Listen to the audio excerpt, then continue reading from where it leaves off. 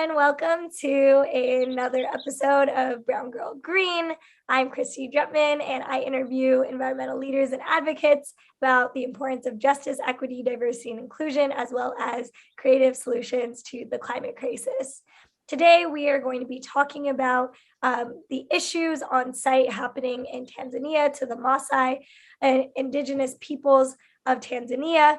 We're going to be meeting with the folks from A Growing Culture who are going to set the scene for us to basically talk about what is currently happening on the ground that is placing the Maasai at risk for eviction and displacement from their land.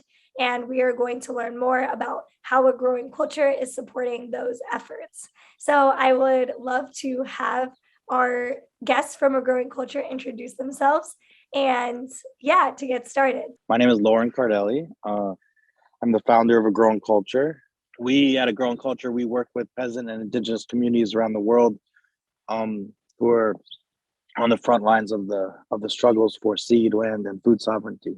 And with that, we really work in three ways. It's based in storytelling and narrative change, because we believe that we all have to be involved in combating systemic change. And a lot of these systems of oppression are held up by false narratives and belief systems. We think the power of story is one of the most important ways to cut through and inspire people for collective action.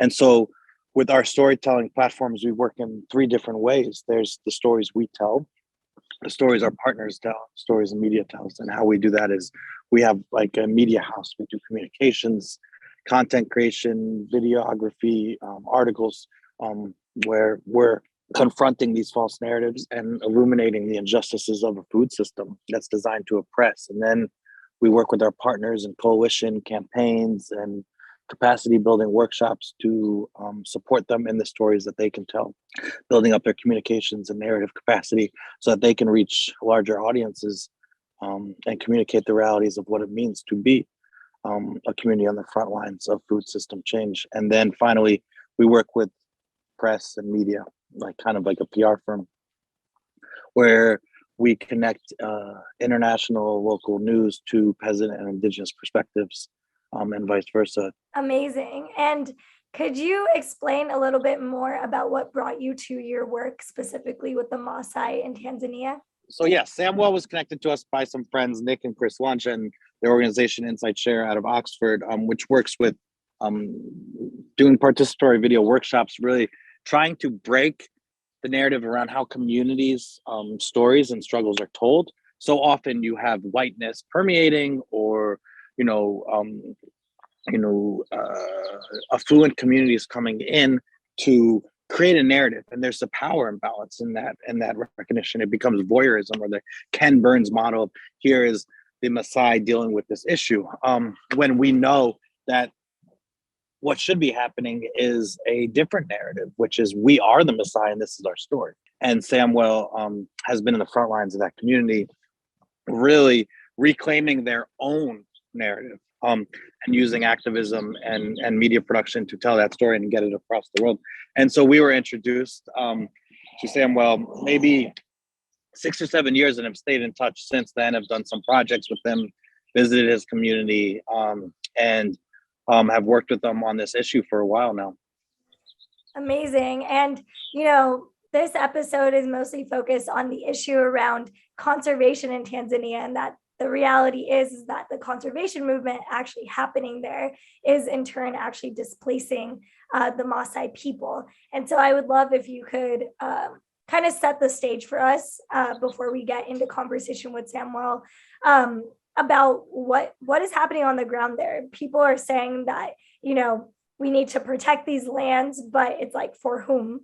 And the story that, I read on A Growing Culture's Instagram is that actually the conservation movement that has been happening there has been actively displacing the Maasai indigenous people. So could you kind of educate the audience more about that context? I would love to kind of zoom out a little bit and talk about the issue from more of a bird's eye point of view, and allow for some of the details to actually come from Samuel, because he knows them best. And I think he's going to take the audience on an incredible journey of detail. But to understand the context that this is happening in is so often conservation and green technology or climate change agendas are used to facilitate the same capitalistic and destructive behaviors that these concepts are supposed to have eradicated or solved for. And I think that's the damage, right? Years ago in Samuel's community, there was an ecotourism company coming in that was involved in this land grab and displacing. I mean, this is ecotourism, right? And this is a community that says we support and work with the Maasai. It was Thompson Safari out of Austin. Far too often we are seeing how this kind of greenwashing, this exploitation, and how we've created systems that have allowed for that to happen, right? How is, in the name of conservation, these communities being pushed out and displaced? And I think that's so important to understand and to value as audiences when we look at these things and these narratives. What are we paying attention to, right? Are we paying attention to the humanness and to like, and what is, in what, and where are we centering in the struggle? Like what we should be pushing for is indigenous self-determination and sovereignty, right? There's a reason this ecosystem is so prized and wants to be protected. It's because of indigenous sovereignty and leadership in the past. And why are we using these kind of reductionist terms to just reduce a food system to an understanding of soil or carbon or something? And I think that leads to the erasure of not only indigenous and BIPOC voices, but legacies of colonization, genocide, and displacement. Yeah, exactly. So it seems like, actually what Samuel in previous conversations before our interview had brought up to me is that the Maasai and the issues facing the Maasai are just a symptom of a much broader issue like what you're discussing here, that the Maasai is not, even though it feels like a very intense situation, which it is, it's one example of so many happening around the world to indigenous peoples. Is there a form of conservation that exists that isn't dependent on like a bureaucratic entity? Like, what is conservation if not rooted in that? Because it's like, because it seems like, yes, at the end of the day, like if we wanted real conservation, it'd be rooted in indigenous like land stewardship. But I'm just wondering, like, do you just feel like the whole rhetoric of the term conservation is problematic, or is there actual ways that it's done well? What I'd love to share, Christy, is that one of the beliefs that I personally hold and is that our relationship to the environment is a reflection of our relationship amongst ourselves, and that sustainability is a byproduct of justice first and foremost, not the other way around. And so, like we want to focus on pollution and conservation and building soil and this, but like those are reflections of a system rooted in social stratification, hegemony, patriarchy, and white supremacy. And that like to create those environmental outcomes that we want, we have to first address the rot and injustice that's within our society. And far too often whiteness can see the elephant in the savannah, not the elephant in the room. Yeah, I totally agree. I feel like there's a lot of good intentioned people doing work in this space, in the conservation field and in this space, that are really trying to navigate very difficult bureaucratic systems that are probably really well funded. And I think there's a lot of people that are having to figure out that balance of knowing that there is this system that has led to even the need for conservation, because we're not living in tune with the earth and with nature, and just understanding that reciprocity. The conservation movement is starting, as a global movement, is starting to reckon with the harm that it's caused to indigenous people in the past. But it's like, is the harm so deep to where like can we actually trust that there's good conservation out there? And I guess that's the question that I'm trying to bring into this. Yeah, and is it conservation? It doesn't. And so maybe at the heart of your question is, this conservation still position us in the same kind of Abrahamic viewpoint that got us into this problem in the first place, as separate from nature, right? You ask people what are their favorite animals, nobody will say human because they view us as separate, right? But like humans are, the conservation, it's an otherness. It's an outside perspective, but it's also rooted in now a savior kind of mentality of systems, and I think that's extremely dangerous. And so, yeah, I don't know if that's the framework that we should be using at all. I'm just wondering, with like a growing culture and the work that you all do of centering, people like peasant farmers and indigenous peoples first and foremost, how do you all navigate that as like also a media entity? Like, what are some of the principles that you practice to ensure that those narratives get prioritized? Yeah, I think it's complex, and I think that any organization that presents a solution or says they have it right, you should be careful of. And I think at a growing culture, we're constantly learning, and our team comes from all over the world, and the internal work is just as important as the external work. And so we are in constant tension with positionality in our 3 programs, right? 2/3 of those programs, the stories our partners tell, the work that we do with them in collaboration, capacity work is about supporting the needs of the movement that we hold dear. But there's 1/3 of our programs, which is the stories we tell, where we do center our own perspective and our own critique. And I think it's important to understand that, like, we're working in service of the movement, but we're also part of the movement. And I think holding those realities is really important. We have staff from all over the world that live in different contexts and environments, and have different belief systems, different faiths. Like, our voices all should be heard as well, And so it's about a balance.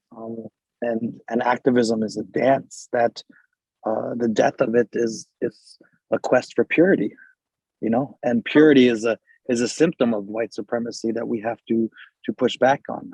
I think it's important that like there's so much more that like people that are non-Indigenous but want to be in, good relationship with the earth understand that like there's so much more listening that needs to be done, so much more centering of narrative, especially of Indigenous voices, that needs to be done. We're also necessary in contributing our resources and our support where we can to be in relationship with the original stewards of the land. And so I just wanted to bring that up too, is that like, I think sometimes we are so quick to devalue ourselves and each other.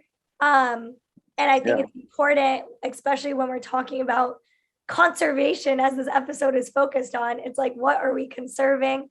What are we trying to uplift? And what are we trying to maintain? And are those systems of extraction, or are those systems of reciprocity? And I that's where I really want to begin this episode as we go into this interview with Samuel. And I wanted to know if there's anything else you wanted to offer as part of the context around Tanzania or the Maasai that you wanted to offer before we go into the next part of the segment.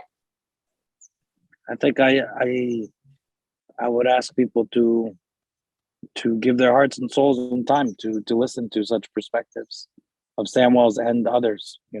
Search for it, ask questions, and ultimately, look at ways that we each uphold these systems and are complicit in their existence. And it's not something to foster guilt, but to create action from. Thank you so much for joining. And now we are going to go into the next segment where we'll be actually interviewing Samuel, who's from the Maasai in Tanzania, to learn more about his perspective of the fight that is happening on the ground there for their land.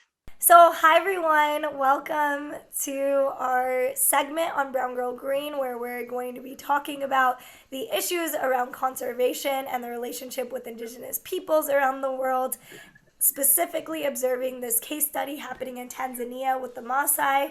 And we have a guest today who's actually from the Maasai tribe in Tanzania, who's going to be talking to us more about the issues that he is witnessing on the ground around the conservation movement happening there in Africa. And so I would love for you, Samuel, to introduce yourself and tell us more about the Maasai and the lands that you come from.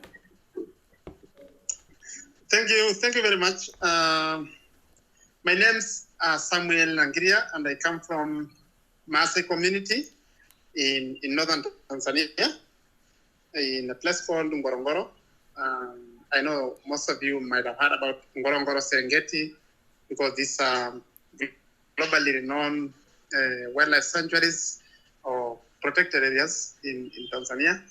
And I am here sharing some issues and experiences we've been going through as a group, as an indigenous community here in Tanzania, and various struggles of resistance we've put forward trying to defend our rights, the rights of Mother Earth, and the rights of everyone whom we share the environment with.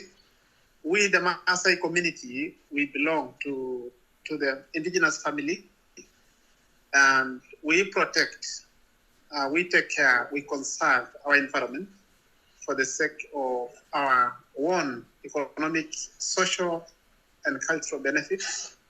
Our livelihood is pastoralism. We keep cows, sheep, and goats. And it has been like a challenge for us because all the politicians, researchers, are talking about livestock is a form of livelihood which is destroying environment. So we've been like hit by these tragedies. But on the contrary, the areas we live are very well protected. We have wildlife all across. We share everything. We share water. We share, harmony. We share happiness. We share grass. We share salt. They talk on papers, but what is happening on the ground is completely different from what the researchers, and particularly from West, are talking about. This area, as I said, is very unique because it's an area where you have the protected areas, we have the human beings living alongside. And this arrangement dates back during the British time, when the British were ruling here. They manipulated, or they cheated, or rather they robbed our parents in 1959. They kind of presented an argument that Serengeti was to be conserved or to be protected. And the negotiation started in 1940 until 1959. Our parents actually had no choice, but they decided to sign what we normally prefer as a constructed consent, something that was really manipulated. Our parents could not speak English, they could not read, but the paper was brought in front of them by somebody who was a government anyway, who had all the powers, all the money, all the guns, as somebody who is a foreign. So our parents had no choice but actually to sign that agreement. Wow.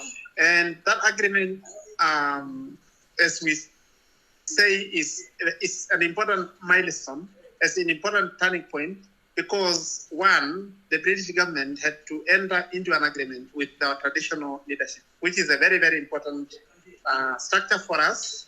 They recognize our community as a nation that had a governing body, which is very, very important. And we still have the same parallel with the political system. We also have our very strong established internal traditional system.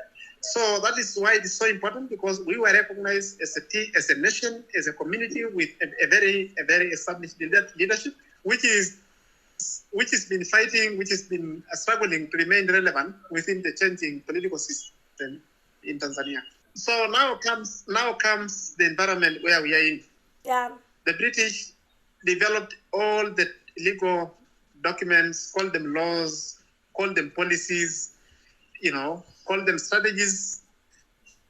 And when our country became independent, that was 1961, the government inherited all the legacy of colonial government.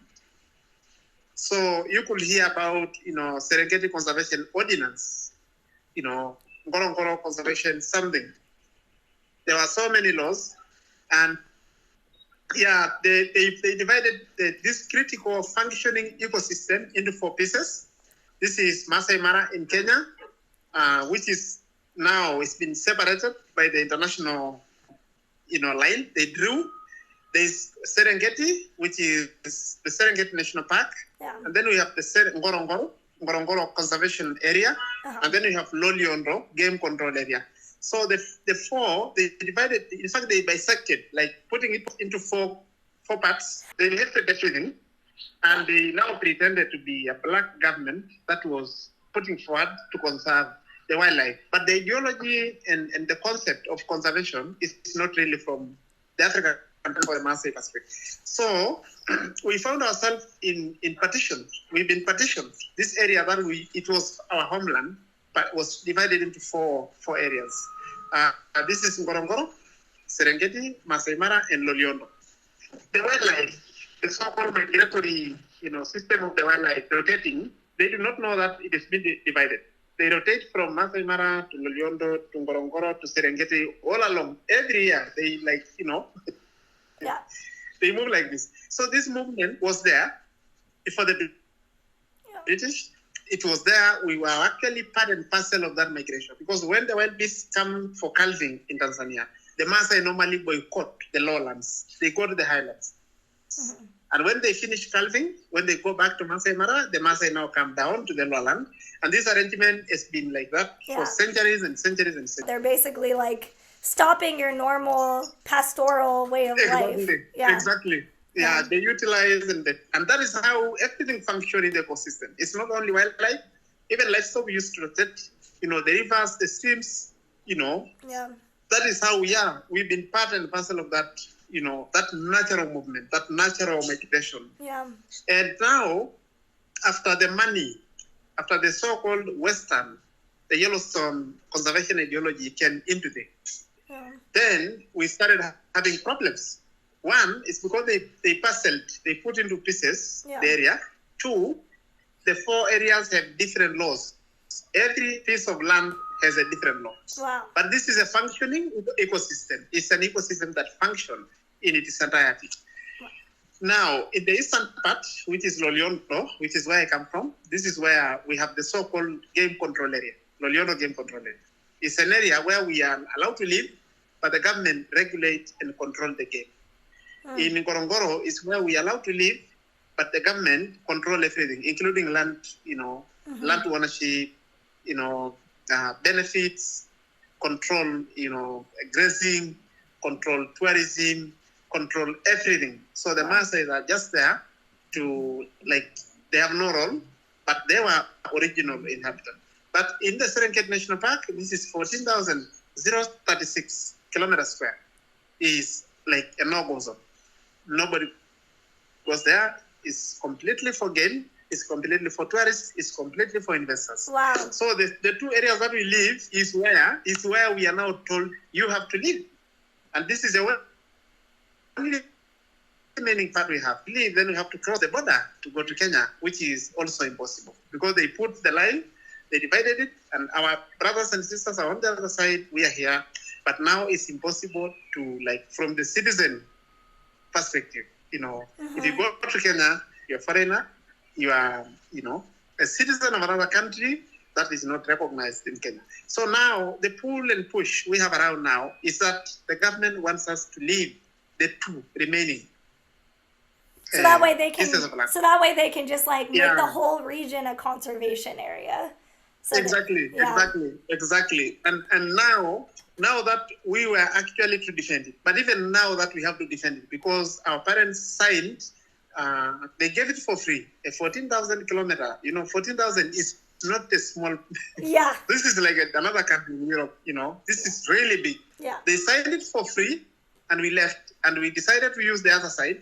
But now the government says no, the wildlife are here, and we have to, review the laws so that it can be out of this land completely. Wow. And it will be, for conservation and investment. Wow. Through researchers, through the funding, through the money, through their investors coming to do business in here, the West is still having a lot of influence in this region. So you could talk about Fauna and Flora International, talk about IUCN, International Union for Conservation of Nature, talk about UNESCO, talk about, UN Environment, talk about anyone, talk about individuals like Franco Zoological Society from Germany. All these people are dishing money. Talk about WWF. They're putting money and influencing the government on how these areas should be. Wow. And just to show that this area, for instance, Ngorongoro alone, is so many international statuses. It's been awarded several names. We have no idea who is deciding.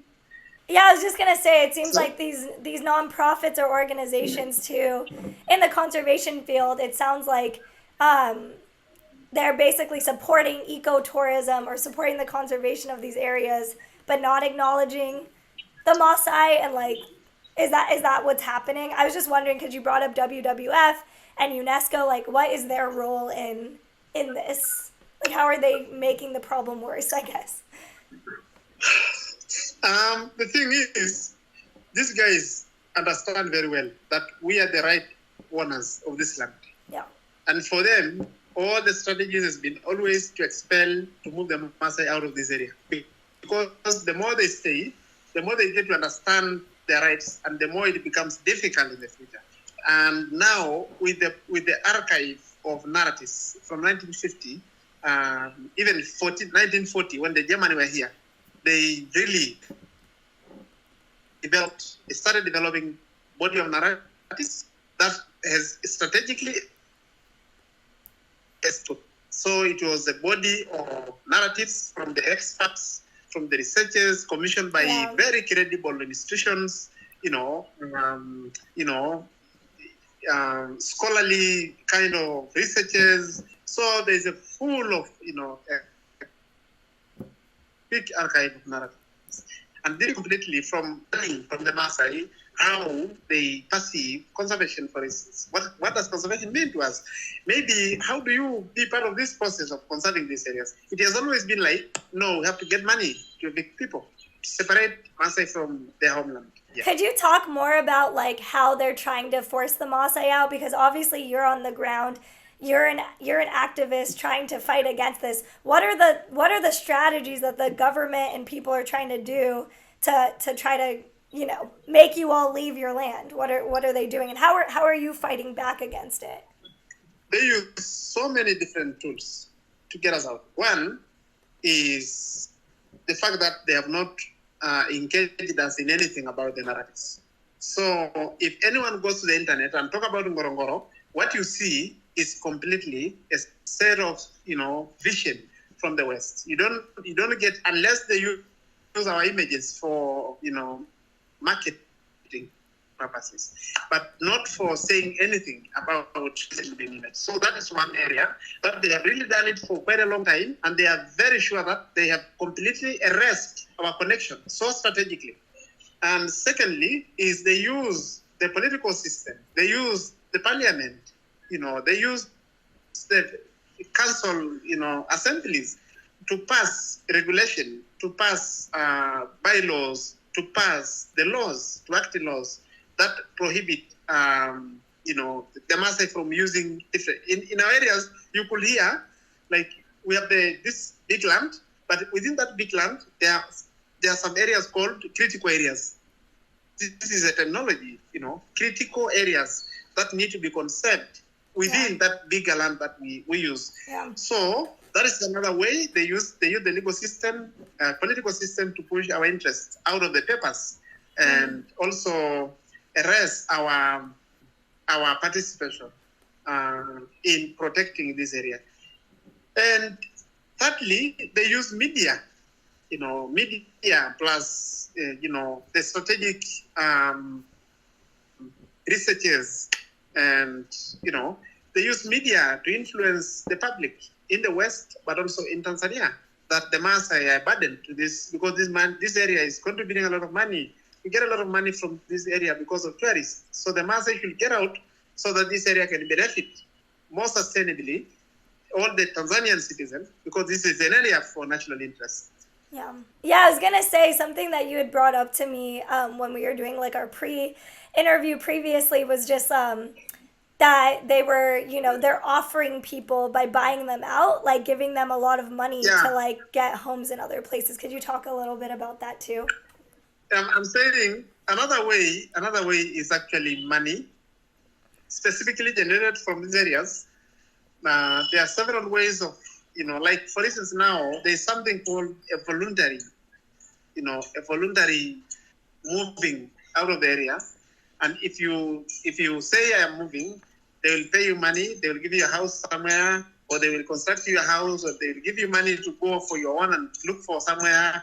So now poor people who have been squeezed, who have been really pressed, and they're so poor, many of them will run to that because they have established the scheme, kind of a fund to pay for anyone who is willing, who is voluntarily living, and you have to sign a personal agreement that I will never, not even my children, not my,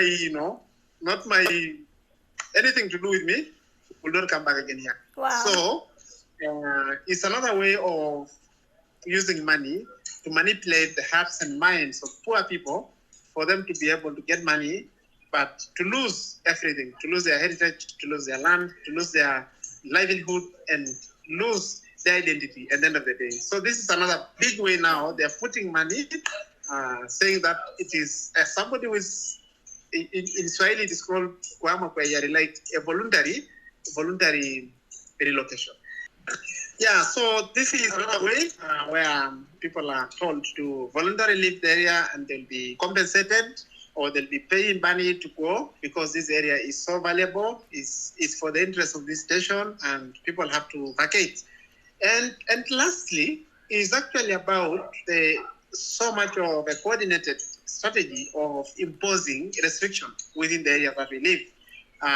In Ngorongoro, for instance, you cannot access the forest highland, you cannot access the crater, you cannot access, some of the rivers in the name of these are critical areas in the area. So you are like squeezed to use only what is available, within your surrounding. And then our livelihood is such a mobile one, it's livestock that need land, to rotate so that they don't graze. So that is another way that they're using. They're using, putting up pressure internally to control, and block the uses of different areas within the area so that in the name of critical areas that need to be conserved, and they are really using a lot of money, employing police to ensure that people are not allowed to move. How are people that are not taking the money, like yourself and other people, how are you trying to fight back against that? I would love if you could talk about the video project that you're doing with the young people in your tribe, and just other ways that you're trying to resist this. Yeah, as I said, this is a long shot because we are building the capacity as a way of responding to this body of narratives that has been built. Yeah. So much of walls and source of narratives, and we say instead of complaining, we can start. It's too late, but it's much better than nothing.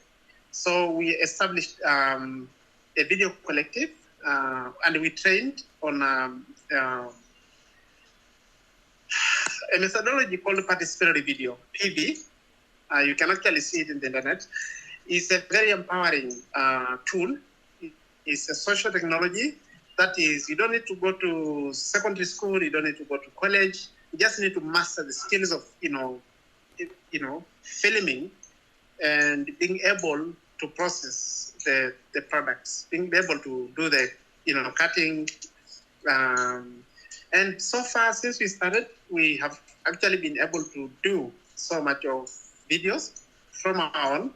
And another important thing about it is that our community trusts their children, because we know, for us, even when I was just a grown-up, I know what I knew is that the camera belongs to the white man, because they're always carrying the cameras. But now, when we see our children, our daughters and boys having the camera and coming and setting the camera, you feel like this is a revolution. This is something that is undoing what has been written, what has been said about us without our knowledge. If you go to Maasai community as a stranger, if you try to take a photo of a child, of a woman or anybody, they will refuse because they know there's been a lot of misuse of their faces. It is only in sub-Saharan Africa where you find the Maasai faces in the National Geographic, for instance. We don't know how they ended up there, but there's so many of, a lot of faces, a lot of, jewelry, a lot of our things we use for our culture, it's been taken without our knowledge, without our consent. Wow. So this is a revolutionary process where we try to use the next generation. Now, instead of complaining, we should start taking the steps and filling the gap. We know it's a long way to go, but we know there will be always, it's much better than keep complaining. And we started from the historical injustices, it's quite a big thing. What we did is I went to UK. This is 2017. I was invited to attend a meeting with other Indigenous leaders from 3 continents, and we were talking about climate change. And what happened is, at the end of the meeting, we were invited for an open lecture in Oxford University, and then later on, we were invited to go to see, the precious, the classic Pitt River Museum. This is a museum within the Oxford University. And I went there as a tourist. They wanted us to appreciate how much of an accumulation of things from all over the world. All the communities, white and black and green. And so what happened is I saw when I was passing through this temperature regulated, corridors within the museum, I found some artifacts from my community. Wow. And sadly, there's thousands of them, but I was very much interested with 5 of them, because in our community, we have artifacts. We have jewelry that is meant for decoration, and we have jewelries or artifacts that are sacred, that are spiritual, that are so much connected to our. And I found 4 of them where one is inheritance for the boys.